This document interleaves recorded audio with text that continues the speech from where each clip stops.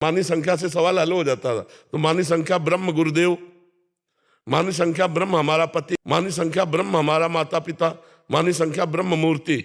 मानी संख्या से सवाल हल हो जाना है। मान लोगे तो जान लोगे। समझ गए आप? कोई संशय? कि जैसे अभी सब जगह जैसे मान लो कि शिव जी की या कोई भी मूर्ति एक मंदिर में ऐसी होती है, एक मंदिर, तो मेरी जो कल्पना हम जो करते हैं, असल बात ऐसा है कि शिव जी की जो रूप है ना, वो कोई चित्रकार कर ही नहीं सकता है, मतलब कोई भी भगवान की किसी की भी नहीं, क्योंकि वो चिदानंद में है और प्राकृत से आई है। प्राकृत से आई से चिदानंद का लेख कैसे लिखा जा सकता है? पर मानी संख्या मानी संख्या। तो सवाल हल हो जाएगा, नहीं हो जाएगा? हाँ अभिषेक जी जम्मू से। राधे राधे महाराज। जी। श्री हरिवंश महाराज जी जैसे सपने में हर पीड़ा सत्य लगती है, एक मानसिक रोगी को मन इंद्रिय की रची जो भी बातें होती हैं सत्य लगती हैं, वैसे ही अगर भगवत प्राप्ति हो जाए तो कैसे पता चलेगा कि ये सत्य है या माया का रचा हुआ? नहीं, सत्य तो सत्य, उस त्रिकाल सत्य है। जैसे स्वप्न में जब आप होते हैं तो देह तो होता नहीं है ये स्थूल। आप होते हैं क्या स्वप्न में? ये वाला शरीर नहीं होता ना, एक शरीर असत्य हो गया ना। अब जो स्वप्न में आपको मिला वो दूसरा शरीर था, स्वाप्निक शरीर, उसमें दुख सुख सत्य भास रहा था, और जब लौट के अपने शरीर में आए तो वो असत्य हो गया ना। तो ये दोनों असत्य है ना सत्य।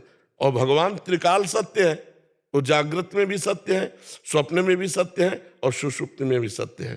त्रिकालज्ञ है, त्रिकाल तीनों लोकों में वो सत्य है। तो जब वो सत्य का अनुभव होगा तो उसमें संशय नहीं रह जाता, उसमें अनुभव ही सत्य होता है। सत्य में कहीं कोई प्रश्नवाचक चिन्ह नहीं होता। जैसे स्वप्न में आपने भोजन पाया तो जब जगोगे तो कलेवा करने का मन हो जाएगा, क्योंकि पाया नहीं था, उसमें झूठा था नहीं। और जब आप स्वप्न में गए भूखे थे, जबकि खा के शयन किए, तो वो भी भूख झूठी थी।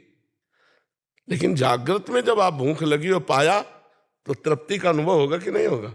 फिर थोड़ी होगा कि हम थोड़ी देर बाद कलेवा करेंगे, नहीं भाई, 5-6 घंटे थोड़ा चाहिए जब डट के भोजन पा लिया। तो सत्य वस्तु ब्रह्म का जब बोध होगा तो किसी के प्रमाण की जरूरत नहीं होगी, अपने आप अनुभव हो जाएगा। और दूसरी बात होती है कि इसीलिए गुरु का वर्ण किया जाता है कि जो हमें अनुभव हो रहा है ये सत्य है या भ्रम। तो तस्मात् गुरु प्रमाणम, तो वो गुरु प्रमाण देंगे उस बात का। जैसे श्री सुखदेव जी को ब्रह्म बोध हुआ, सत्य वस्तु का बोध हुआ, तो ये लगता ही है कि यही ब्रह्म स्थिति है या और इससे ऊपर है। तो व्यास जी से पूछा तो व्यास जी ने देखा कि इनकी सही स्थिति का निर्णय जनक जी करेंगे। तो उन्होंने कहा विदेह राज परम ज्ञानी जनक जी के पास जाइए, मिथिलाधिपति जनक जी के पास। तो श्री सुखदेव जी वहां गए तो दरवाजे में जाकर के कहा, जनक जी से सूचना पहुंचाई, जो विशिष्ट सौम्य और शास्त्रीय पद्धति से चलता हो, कभी किसी के दरवाजे में ऐसे प्रवेश नहीं होगा, खुद प्रवेश नहीं होगा, वो खड़ा हो जाएगा, इंतजार करेगा या तो कोई निकले या हमारी सूचना वहां पहुंचे। ऐसे किसी के दरवाजे में घुस नहीं जाएगा, वो असभ्य पुरुष होता है जो ऐसा करता है। तो दरवाजे में प्रार्थना की कि जनक जी से मिलना है। तो जनक जी ने उत्तर दिया कि कोई भी उत्तर ना दिया जाए। अब जैसे आप ही आओ और आपको कोई उत्तर नहीं मिले तो चिड़चिड़ाहट नहीं आ जाएगी कि 1 घंटा 2 घंटा 3 घंटा 4 घंटे से खड़ा हूं, 7 दिन 7 रात्रि तक कोई उत्तर नहीं।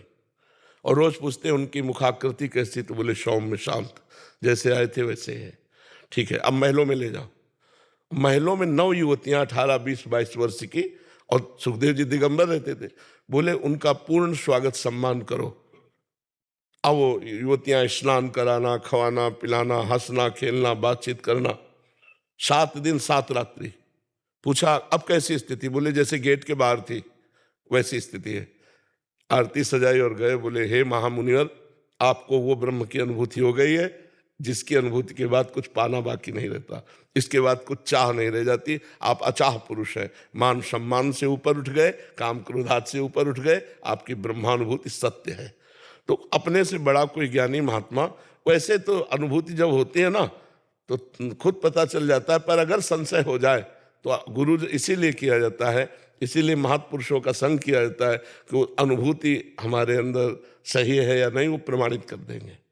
महाराज जी, ऐसा कहा जाता है कि मोक्ष प्राप्ति के बाद ये मनुष्य जन्म दोबारा नहीं मिलता, परंतु अगर ये मनुष्य जन्म दोबारा नहीं मिलता तो भगवत प्रेम का आनंद भी छूट जाएगा क्या? हाँ, इसीलिए तो जो प्रेमी जन वो मोक्ष नहीं चाहते।